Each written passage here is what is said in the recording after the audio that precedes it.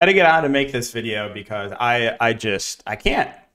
I actually am so like legit really mad right now. Not just though, I'm kind of tilted, like try to make it. No, I'm actually really pissed off right now. I'm not even kidding. So like, if you don't like tilts, do not watch this video because man, oh man, it's more proof, right? Day 3 of the ladder challenge. I take Kyrie Irving over points and assist. Luka Doncic is suspended 20 minutes after I post. Luka technical rescinded. He's in. He's in. Oh, okay. Chalk the ladder. Yay. I take Marvin Bagley under 7.5 rebounds. He's going up against Giannis. Fully healthy Bucks team, right? There's blowout risk. There's potential foul trouble. You better believe Giannis and Drew get ruled out randomly. Game stays competitive. Hook from Bagley. Every play that I have so far in Prize Picks at the moment that did not get affected by random news has hit. But I get screwed with Luka's technical. How does that, like, I didn't even know it was in consideration. And then, like, come on, man. Actually, come on. There's no one that runs worse. You think, oh, DK. Oh, DK, right? That is the most unlucky thing I've ever heard, right? Especially the ladder when you're on day 3. And the rescinded tech, like, actually cannot make that up, right? You cannot make that up. You're just thinking, okay, there's no possible way you ran into any more bad luck tonight, right? Wrong. Wrong. The Sharks, and I mean it when I say the sharpest players that play NBA daily fantasy sports, the absolute Sharks that stacked the Knicks because it was late news that Brunson was out and everyone was set with their lineups, right? They're going to stack the Bucks. They're going to play, the value, and they're going to play Jokic, and that's how they're set in stone. They don't want to adjust. So I do the sharpest thing you can. Stack the Knicks. Absolutely smashing without Brunson. Random massive blowout to punish me. But the Bucks, 15-point favorites against the Pistons. You better believe that game stays close. Everyone plays full minutes. But under-owned Knicks that were absolutely smashing Randall like 25 at the end of the first quarter. Barrett smashing. No way. Right? I get punished with a massive blowout at low ownership. Why couldn't the Bucks game blow out?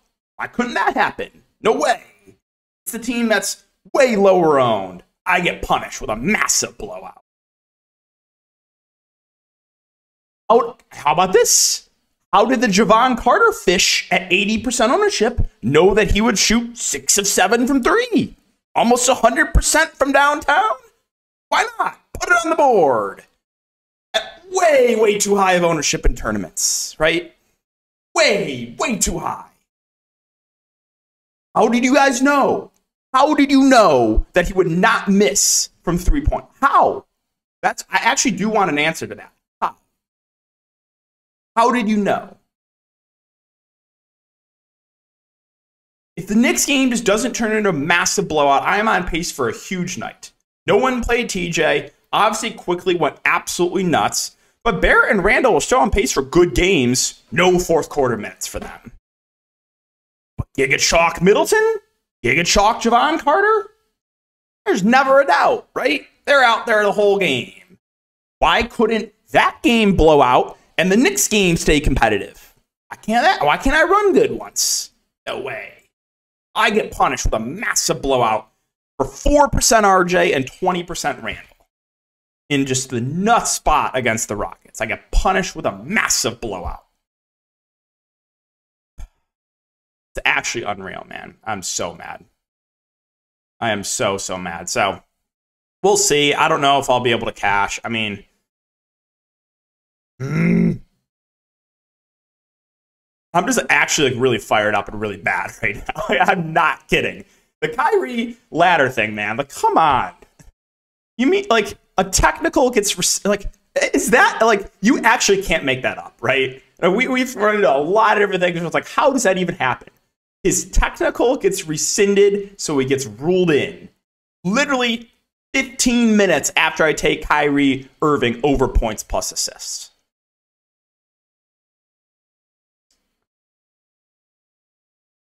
So like I said, if you don't like the tilts, you shouldn't have watched this video. I'm trying to think if there's anything else. There definitely was, but I'm not remembering right now because I just can't think clearly because I'm so mad and so tilted.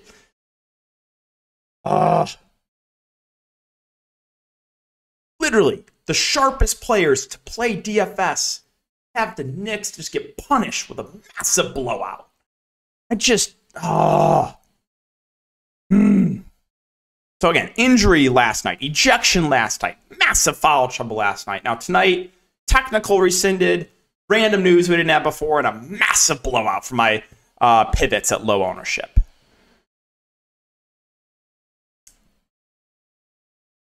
All right, let's move on to this slate. So before we do, we got to talk about Prize Picks really quick. They are the sponsor of the video. I'll have a Prize Picks video up tonight as well for tomorrow's games as long as there's plays on the board.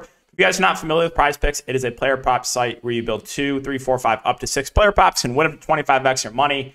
So if you guys want to give it a try, you can use the code DKDFS. So what will that do? It'll give you a 100% match up to $100. So basically you deposit $100 using my code, $300 to play with on the site. So take advantage of that.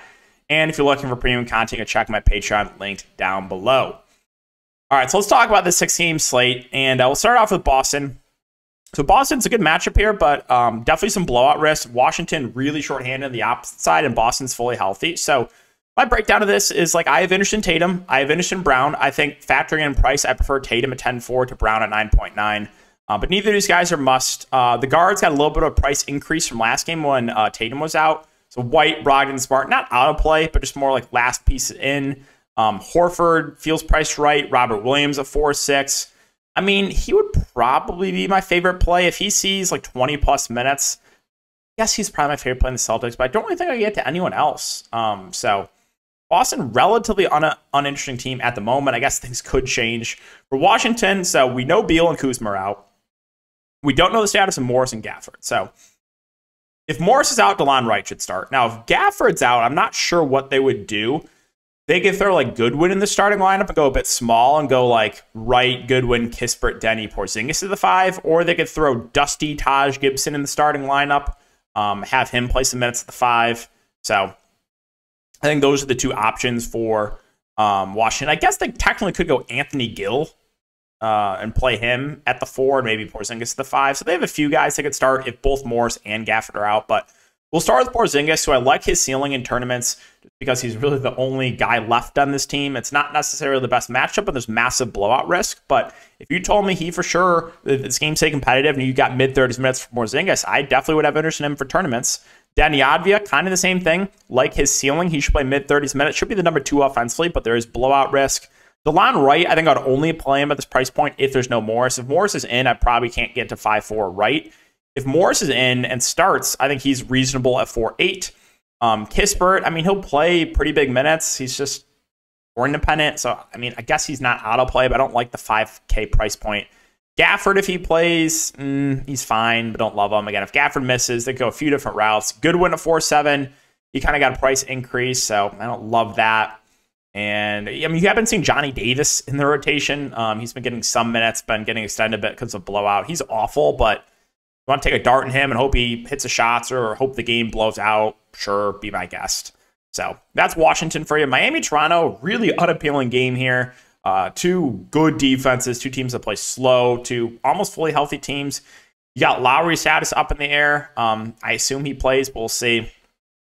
There's nothing that stands out to me.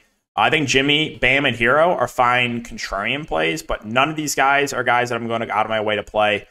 Sub 7K Hero, I guess, would be my favorite, but like his minutes have also been ticking down a little bit of late, even in competitive games, so that's not great. If Lowry's out, a small bump to guys like Gabe Vincent, Max Strus, but if Lowry's in, I don't really know if I get to any of the value. I know like Max Strus had like a career shooting game last game. I'll let the Fish chase that. Love should play about 20 minutes. That's fine. I don't know. There's really nothing here, especially if Lowry's in. Moving on to Toronto. It's an awful matchup here for the Raptors. You do have Gary Trent Jr. status up in there. He's questionable. He's missed the last few games. I assume he's getting close because he's been questionable the last few games. If Gary Trent Jr. is in, kind of the same thing. There's really nothing that I like. If Gary Trent Jr. is out, still don't know if there's anything. I mean, can you make the argument for Siakam and Van Fleet in an awful matchup? Sure. Like, these guys can have good games. Like, I wouldn't be surprised if 9K Van Fleet still won for like 50, but it's less likely, especially in a matchup like this. Jakob Poeltl, minutes, probably plays 30-ish.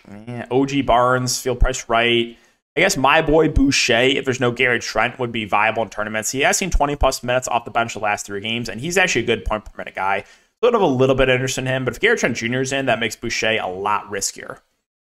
All right, Cleveland and Atlanta. So you got Okoro questionable and Jared Allen questionable. This is pretty significant. If Jared Allen misses and Okoro misses, well, number one, I think you would probably get Lamar Stevens in the starting lineup, and Mobley would shift to the 5. And then with Okoro getting banged up last game, you did see LeVert start the second half, so I guess it would be him they would start. So if both Allen and Okoro are out, I think they go Garland, Mitchell, LeVert, Lamar Stevens, Mobley, and then run like Rubio off the bench, run Shetty off the bench, and maybe like a little bit of like Dusty Robin Lopez or something. So that'd be my guess for the rotation. Both those guys are out. As far as the top guys go, Mitchell, Garland, been a little bit quiet of late. They haven't dealt with a lot of blowouts, but I like the ceiling on both. Both should play mid to high 30s minutes. Mobley's playing huge minutes right now. If there's no Jared Allen, he does look better. So I think he's playable either way, but he would look way better if he starts at the 5. LeVert, I think, is fine off the bench, but if he starts, I like him at 4.9. Shetty, if both those guys are out, he would see a minutes bump. It would be viable at 3.6. Lamar Stevens would most likely start, like I said. He would be a playable. Like I would think if he starts, he probably plays 20, 25 minutes. And then Rubio would see minutes off the bench. He would probably play around 20. It would be viable too. So this team would look pretty appealing if Allen and Okoro both out. If Allen and Okoro both in, then it's mainly the top end guys. The top 4. I don't really know if I could stomach Okoro. I mean, Rubio would still be playable. LeVert would still be playable. But this team's going to look a lot more appealing if those 2 guys are out. For Atlanta, nothing really here either. Awful matchup. I think Trey and Murray are viable contrarian spend-ups, but love either. I think Capella would probably be my favorite option. His minutes have been a bit more secure of late, 29, 30, and 29 minutes over the last 3 games. 41, 43, and 50 in 3 of the last 4. So he's like not a bad point per minute guy. I know it's not the best spot, but I think Capella would probably be my favorite option here. Everyone else is healthy, so like I don't think I'm going to get to like Collins or Hunter, Bogdanovich, or Bay. Again, the minutes have been ticking down on Okongwu. They've been ticking up a bit on Capella. Doesn't mean you can't get to Okongwu. I just think that factoring in price, they're relatively similar price. I like the ceiling a bit more with Capella. So pretty unappealing team as well. Charlotte, Oklahoma City. Well, we've had a lot of unappealing teams we started talking about with the first 2 games. That changes here with Charlotte. No Rozier, no Mark Williams. Gordon Hayward's doubtful. We don't know the status of Kelly Oubre. So if Kelly Oubre's in, I think that they go with the starting lineup of Dennis Smith Jr., Svi Mikhailuk, Oubre, Washington, and either Richards or Kai Jones. The Charlotte basically said they're going to bench one of these bigs and play the other 2 like down the stretch. So like tomorrow, Mark Williams is resting. The next day, I think it's going to be Kai Jones. The next day, next game will be Richards. So they're just going to go to a rotation there. So that'll be my guess for the starting lineup. Now, if Oubre's out too, maybe it's JT Thor that starts. I guess they could go Bryce McGowan's too. They don't have a lot of bodies left if Oubre's out too. But as far as the top end guys goes, here's a tricky part with PJ Washington. I think he'll be super productive when he's in the court, but only played 31 minutes last game, no foul trouble. So the minutes were not great for Charlotte, even though they were relatively shorthanded. Same thing with Dennis Smith Jr. here, right? Only 28 minutes in a competitive game. So it's not ideal. Like you want, especially at these price points, you want these guys playing mid-30s minutes. Mikhailuk 4.9, not the best point per minute guy, but he should play a good amount. I think he's fine.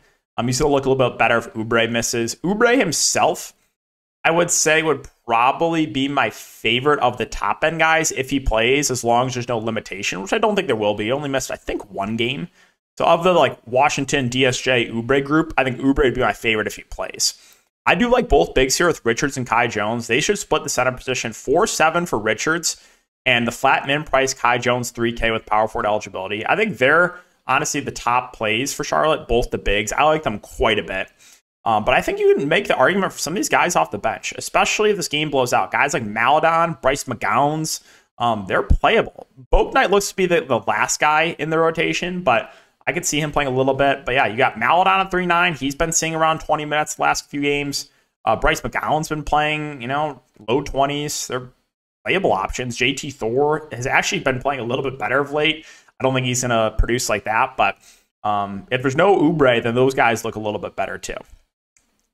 All right. Oklahoma City, please play, man. Just please play, Shea. I just don't want to do it. I don't want to, right? Don't want to deal with the Thunder value. Just please play. I'm tired of it. I've lost infinite money to Thunder when they're missing guys, especially Shea. Shea's out. I'm going to play Josh Giddey. 15 minutes for Giddey. But when I finally fade after playing Giddey for like 3 straight slates without Shea every single time, limited minutes, finally fade, massive triple-double and a 50 bomb when I finally fade. It's just like, again, I'm so tired of the Thunder, man. I'm so tired of them. I'm really hoping Shea plays. If Shea does play, I think he's a solid play at the top of 10K, but a little bit quiet of late, but this is a great matchup. Giddey, the guard, Jalen Williams have both flash ceilings, and we've seen a couple big games from Giddey of late, but also the floor's a bit lower when Shea's in. Giddey, or the guard, Jalen Williams, is playing a ton. I think he's fine. Lou Dort should play 30-plus minutes, will be reasonable. You saw a big game from Isaiah Joe off the bench. This comes down to whether or not he makes his shots, right? If he makes his shots like last game, he can do that. If he misses his shots, well, he can do that because that's the Thunder for you. And then I just don't know, man. Pokusevski was active last game but didn't play. I want to see if he'll be available for this game and play. The big Jalen Williams, been starting. He's the big I feel the best about. I just don't even know if I could do anyone else like Jerry or Saric or Jang. I just don't think so. Pokusevski is available and for sure going to play. You can take a dart in him at that price. But I'm really hoping Shea plays. If Shea misses, then it's Giddey and the guard Jalen Williams that should run the show offensively. I would think they start Isaiah Joe and they go Giddey, Joe, Lou Dort, Jalen Williams is the starting lineup. And then like, I guess you could maybe consider like, I don't know. It's so disgusting. Like Aaron Wiggins or Trey Mann maybe. If there's no Shea Gilgeous-Alexander, but I really hope he does. That's all I'm saying. Orlando and Memphis. Orlando pretty easy to talk about. They're fully healthy. I think it's all a bunch of just like filler plays for me. I'm not going to go out of my way to prioritize any of these guys, but all the main guys I think are fine. Banchero, Fultz, Carter, Franz. If the game's his competitive, probably one of those guys is a pretty good game, but there's just no standouts. Like it's just kind of boring to talk about. Powell 7'2", Fultz is 6'9", 6'7" for Carter, 6'4" for Franz. For what it's worth, Franz has been playing the best of late, but yeah, I think they're all just kind of reasonable options. Cole Anthony feels a little pricey with Suggs back, but he still should play 25 to 30 minutes, not out of play. Suggs himself played 24 minutes. I think he's a fair value play. The minutes ticked down a bit in Gary Harris last game, who's kind of score independent. You have been seeing Mo Wagner play the backup 5 last couple games. It's never a guarantee, but if you told me for sure he plays whatever minutes Wendell Carter Jr. does not play, then I would like him a good amount for value. The issue is they could easily dust off Gogo Batadze and go a different route. We've seen that happen recently, so that would be the concern of targeting a guy like Mo Wagner. For Memphis, so John Morant's doubtful, so I think, probably going to be the highest owned player, one of the highest owned plays at the slate, as he should be. It's going to be Tyus Jones. Should start, should play low to mid-30s minutes. Absolutely love him at this price point. That's too cheap. More usage for guys like Jaren Jackson Jr. and Bane. Triple J's been playing some backup 5. Bane been not amazing of late, but we have seen some big games from him when Ja's out. So I like quite a bit here from Memphis as long as games can stay competitive. We saw a solid game from Tillman last game too. I think a bit of an outlier, but he's reasonable. Dylan Brooks got in massive foul trouble because I played him at no ownership last slate. Again, because no one runs worse. He's fine. Luke Kennard, he's been playing really well off the bench. He has got extended a bit because of Brooks' foul trouble, but if you want to take a shot on him and hope he hits the shots, sure. I don't hate that. Aldama will play some backup 5, backup 4. He's reasonable at 3.9. So there's a good amount to like here for Memphis. I don't know if I get to anyone else. You might see a little bit of Roddy, a little bit of Conchar, but I probably won't go there. And finally, New Orleans, Golden State. Definitely one of the more appealing games on the slate, in my opinion. I want to see what happens tonight with New Orleans. Make sure no one got injured or anything because the game's going on right now. But I like the spot for them. I think Ingram and CJ, they need to win games right now, so they should play high 30s minutes. I like both in an up-tempo game against Golden State. JV, if he continues to play his low to mid 30s minutes, I think is still a bit underpriced. So I like the top 3 guys here from New Orleans quite a bit.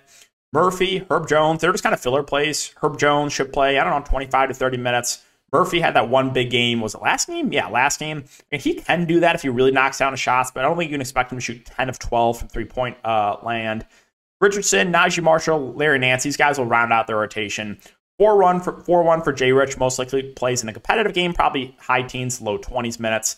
Kind of same with Najee Marshall. They're fine values. And Larry Nance is playing the backup 5, but his minutes have ticked down. Again, he doesn't look 100%. He said that he wasn't 100% like, what was it, a week ago or so, and his minutes have just not been there. So that's the Pelicans. Finally, the Golden State Warriors. You got Draymond probable, Poole probable. Again, Wiggins is still out. He might return by the end of the season. Hopefully he does. I hope everything's good with him. But top end guys, I like Steph Curry in tournaments at 9-6. We'll see if the ownership comes in on him. If he's going to be low owned on a 6-game slate, then sign me up for that. If he's going to be relatively popular, it's like, yeah, I don't like him as much. So with Steph, it always kind of comes down to ownership. It comes down to, you know, if he's making a shot, he has a massive ceiling, but he can still hurt you if he kind of struggles with the shots. So I like Steph. We'll see about his ownership.